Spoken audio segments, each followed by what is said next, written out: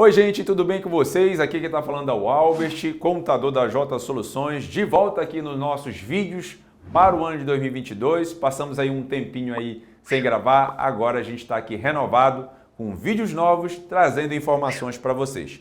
E a gente já vai começar com um tema muito relevante, ICMS de FAO consumidor final, manicômio tributário. Então, se você quer saber mais sobre esse tema, acompanhe esse vídeo até o final.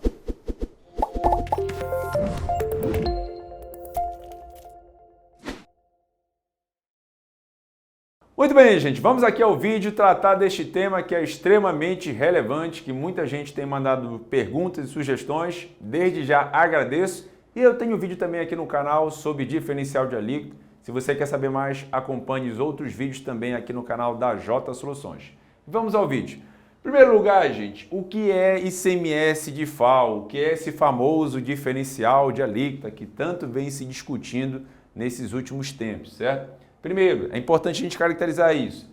É a diferença entre a alíquota de origem e destino, certo? Todo mundo sabe que existem as alíquotas de origem, que são as operações interestaduais, certo? Origem, São Paulo, destino, Amapá. Então, todas as legislações dos estados existem as alíquotas internas, que é as alíquotas de destino, onde a mercadoria é consumida. E existem as alíquotas de origem. Então, justamente a diferença da alíquota de origem para o destino. Essa repartição tributária, né? Parte fica para a origem e parte fica para o destino, certo? Segundo lugar, a gente precisa diferenciar, gente, o que é contribuinte e o que é não contribuinte do ICMS. São duas coisas extremamente importantes e relevantes para a gente tratar aqui, tá, gente? Por quê? Contribuinte, atividade que caracteriza intuito comercial. Então, eu, por exemplo, escritório de contabilidade, certo? Comprei uma canetinha. Essa canetinha não é para revenda, é para uso e consumo da minha atividade, né? Eu preciso usar o quadro aqui, não vou revender caneta. Então, nesse caso, eu sou não contribuinte, né? Eu não tenho aqui fato gerador do ICMS. Então, eu sou consumidor final desta canetinha. Mas agora, eu tenho uma empresa que é comercial, compro, revendo canetas e eu vou comprar aí um caminhão, certo? Nesse caso, eu sou contribuinte do ICMS e eu pratico atividade mercantil de circulação de mercadoria. Então, nesse caso específico, eu tenho característica de contribuinte. Então, é importante a gente fazer isso aqui, gente. A diferença de um para o outro, contribuinte e não contribuinte, porque isso aqui reflete no cálculo do diferencial de alíquota. Lembrando que, detalhe importante, a discussão que se mais tem recentemente é em relação ao cálculo do DIFAL para não contribuinte, tá? O ICMS de FAO para contribuinte continua em vigor normalmente, tá? Inclusive empresas optantes pelo Simples. Então eu aqui sou uma empresa comercial optante pelo Simples Nacional, revendo mercadoria, compro e revendo. E eu compro aí um caminhão de fora, eu tenho que pagar o ICMS de FAO aqui para o estado onde eu estou localizado, destino, beleza? Então contribuinte é desta forma e não contribuinte também é característica desta outra forma, beleza? Terceiro lugar aqui, um terceiro ponto importante para a gente adentrar esse assunto aqui, dessa brincadeira, desse manicômio, certo? Eu até brinquei aqui, por que manicômio? Alguns pontos principais e importantes para a gente tratar aqui. Eu até coloquei essa brincadeira desse riso, porque realmente está um pouco confuso e existe diversas vertentes de entendimento. Por isso que eu estou tentando, na minha linguagem prática, passar para vocês um pouquinho do meu entendimento, certo? Em primeiro lugar, existem 27 estados da federação com legislações distintas, né?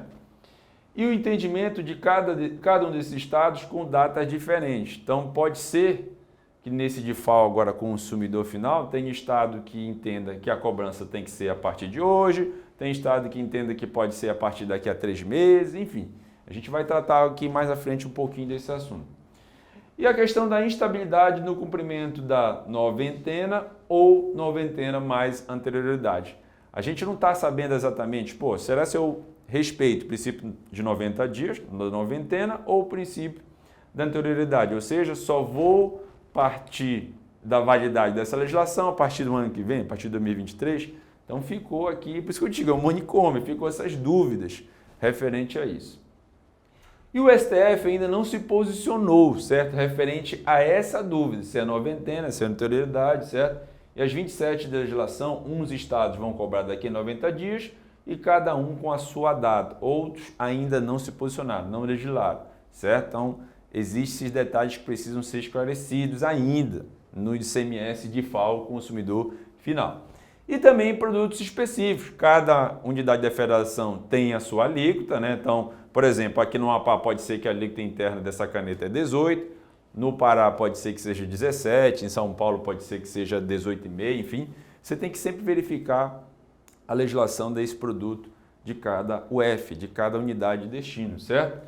E também a alíquota do FCP, que é o Fundo de Participação, o fundo relacionado a combate à pobreza, né? Então, cada produto tem o seu, cada estado tem o seu, e tem estados que se calcula por dentro, outros estados calculam por fora. Sempre é importante consultar a legislação de destino. Por isso que eu brinquei que é esse manicômio tributário. Imagine só, eu sou uma empresa, uma indústria localizada em São Paulo que vende para todo o Brasil. Albert, eu vou ter que conhecer a legislação de todos os estados que eu estou vendendo? Sim. Você vai ter que conhecer, você vai ter que verificar o entendimento desse estado que você está vendendo, certo? Então vamos aqui, vamos entender um pouquinho mais sobre esse tema, certo? Primeira dica, acesse o portal nacional do DIFAL, tá? Nesse portal aqui, ó, tá aqui o endereço DIFAL, que é gerenciado pelo Rio Grande do Sul. Ele tem bastante informações, você tem bastante informações relacionadas a esse tema lá que você pode consultar. E esse site aqui é um ambiente aqui nacional, tá certo, gente? Você pode consultar, que é muito importante, tem muita informação para extrair deste portal nacional. E aqui no meu mapinha do Brasil, tá? Eu desenhei aqui meu mapa do Brasil aqui. Acho que eu sou o melhor contador mesmo. Então assim, esse é o mapa, a gente está aqui falando da seguinte situação.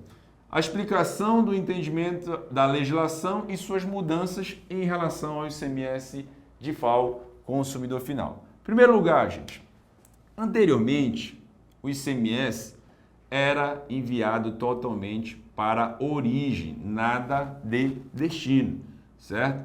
Então, o ICMS diferencial de alíquota, ou seja, eu estou uma empresa aqui do Amapá, comprava lá de São Paulo, a mercadoria vinha para o Amapá, certo? Porém, todavia, eu pagava todo o ICMS para o estado de São Paulo. Não existia essa partilha entre ICMS de origem e destino, certo? Aí veio a explosão do e-commerce, o e-commerce aí se espalhou no Brasil todo. Eu estou no Amapá, eu posso acessar um portal de qualquer grande empresa, de uma loja, eu vou comprar, essa empresa está lá em São Paulo e ele remete a mercadoria aqui para o Amapá. Enfim, se eu faço o pedido, daqui a alguns dias está chegando esse pedido aqui em Macapá. Certo? Beleza. Com essa explosão do e-commerce, dessa compra online, né? Aí os estados começaram a observar assim, epa, o ICMS está ficando praticamente não, está ficando todo para o estado de origem, mas essa mercadoria é consumida aqui. Vamos buscar mudar isso? E assim foi criada a Emenda Constitucional 87 de 2015 e regulamentada aqui pelo Convênio 93 de 2015. E o que isso trouxe? Trouxe agora justamente o ICMS de FAO recolhendo para o estado de destino, ou seja, dividindo a operação de origem e a operação de destino. Então, ou seja, parte do ICMS, por exemplo, dentro dessa canetinha aqui que eu comprei em São Paulo, tem 18%. A operação interestadual São Paulo para o Amapá, 7%. Então, 7% fica para o estado de origem. Ah, e a diferença aqui no Amapá é 18% dessa canetinha? É. Então, os 11% fica para o estado de destino, onde essa mercadoria vai ser consumida. E assim, a emenda constitucional passou a vigorar juntamente com o convênio, certo? E assim, nos últimos anos, vem se tratando sobre este tema e havendo algumas discussões. Primeiro, é importante a gente falar aqui, o artigo 155 da Constituição Federal diz o seguinte: nas operações interestaduais destinadas a não contribuinte do ICMS, deverá ser aplicada a alíquota interestadual cabível, 4, 7 ou 12. Pronto. Esse primeiro ponto aqui é importante para você caracterizar o ICMS de FAO. Então, está dizendo o seguinte, nas operações interestaduais, ponto. Operação interestadual, origem, destino, São Paulo para o Amapá, Pará para o Amapá, ou vice-versa, Amapá para São Paulo, certo? operação interestadual, destinada a não contribuinte. A gente já sabe que não contribuinte são aqui consumidores finais, né? Você deverá ser aplicada a alíquota interestadual. Lembra que antes você aplicava a alíquota como se fosse interna, 18%, enfim, a alíquota lá do estado de origem, agora não. Você não vai aplicar mais a alíquota interna, isso é interestadual para não contribuinte, ok? E que pode ser 4, 7 ou 12, dependendo da operação, dependendo do estado. Por exemplo, aqui no Amapá, se eu compro do Norte, Nordeste, 12. Se eu compro aí do Sul, Sudeste, 7, certo? Com produtos importados, 4, então, enfim. Essas são as características das operações interestaduais. E aí tem a tributação de destino. A gente sabe que cada estado tem a sua legislação, os 27 estados da federação têm o seu regulamento de ICMS, né? Tem a sua lei, seu código tributário estadual, no qual trata referente às alíquotas desses produtos na operação interna. Lembrando que essa caneta aqui no Amapá pode ser 18, mas no Pará pode ter uma redução de base de cálculo para 12. Então isso varia a legislação de estado para estado, tá certo? Então é importante a gente caracterizar isso aqui. Tributação de destino, verificar a legislação do envio da mercadoria onde será consumida. Lembrando que ICMS de FAO só cabe nas operações interestaduais de origem e destino. Albert, vou comprar essa caneta aqui mesmo no Amapá, cabe de FAO? Não cabe de FAO, gente, para uma operação interna.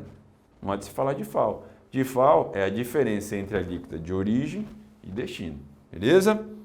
E aqui eu apliquei um pequeno exemplo para a gente mostrar para você, exemplificar esse processo e entender um pouquinho melhor. Então, um produto que custa R$1.000, origem SP, São Paulo, tem aqui 7% de ICMS da origem, né? Lembra que é a operação interestadual, certo? Aí vai ser enviado para o Amapá, a alíquota interna aqui é 18. Então, R$1.000 do produto vezes 18 é 180. Desses 180, tá aqui os R$180, a gente vai fazer a divisão. 7% vai para o estado de São Paulo, que é 70%, que é R$70, né? Tá aqui, ó, 7%. E 11%, que é a diferença de 18 para 7, que dá o valor de R$110, vai para o Amapá, a título de ICMS de FAO, consumidor final. Isso tudo está previsto lá na emenda constitucional 87 e no convênio ICMS 93 de 2015, tá certo, gente? Então, até aqui, essa foi a historinha de todo o processo do DIFAL consumidor final. Mas aí veio esse manicômio tributário que agora vem se discutindo aí, enfim, desde o ano passado, já há alguns anos vem se discutindo. Aí houve essas decisões aqui para a gente conversar neste vídeo. Primeira decisão, o STF publicou a DIN 5469 e no dia 4 de 3 de 2021 ele então declarou inconstitucionalidade desta cobrança do ICMS diferencial de alíquota consumidor final, ou seja, o STF se posicionou dizendo que isso aqui não se pode cobrar. Aliás, pode cobrar? Pode, mas o que falou lá a ação de constitucionalidade? É o seguinte, não poderá exigir o DIFAL pelas empresas do regime normal em seus respectivos estados, sem que houvesse a instituição por meio de lei complementar. Ou seja, não vai ser através de convênio, enfim, através de uma lei complementar determinando esta cobrança. Porém, todavia, gente, no dia 5 de janeiro agora de 2022, no ano que a gente está, foi publicada a Lei Complementar 190 de 2022, determinando esta cobrança. Ou seja, o STF se posicionou dizendo que era inconstitucional, porque não existia uma lei complementar determinando a exigência deste tributo para consumidor final, né? Aí agora, recentemente, agora em janeiro, foi publicada a Lei Complementar 190 de 2022. Então, portanto, olha, a partir de agora existe uma lei. Então, a partir desse momento, como é que vai ficar a cobrança do ICMS diferencial de alíquota para consumidor final? Aí veio as discussões, que eu acabei de falar aqui, que é os pontos principais desse manicômio. A partir de quando tem validade essa lei complementar? A partir de quando que o Estado vai adotar esta cobrança, certo? Pois estava suspenso por decisão judicial, por uma ação de constitucionalidade, e agora foi-se realmente regulamentado através de uma lei complementar. Assim, alguns detalhes para a gente observar aqui, tá certo, gente? Por exemplo, a própria lei faz referência ao artigo 150, inciso 3º, linha C da Constituição Federal. A própria lei complementar ela faz a referência a este artigo, que é muito importante a gente frisar isso, certo? Então, assim, teoricamente, se a norma faz referência à anterioridade nonagesimal, que é 90 dias, também deveria observar a anterioridade anual. Então, seria com o início da cobrança somente 2023. Aí ficou aí essa discussão. Bem, eu vou respeitar o princípio da noventena, 90 dias, ou o princípio da anterioridade anual, que nesse caso, se você não pode, já que foi criada uma lei em 2022, então para vigorar só seria a partir de 2023, aí ficou essa discussão. Então assim, a minha dica, a minha sugestão, eu posso trazer duas sugestões aqui para você. Em primeiro lugar, se caso você não concorde ainda com esta cobrança, procure um advogado e entre com uma ação liminar.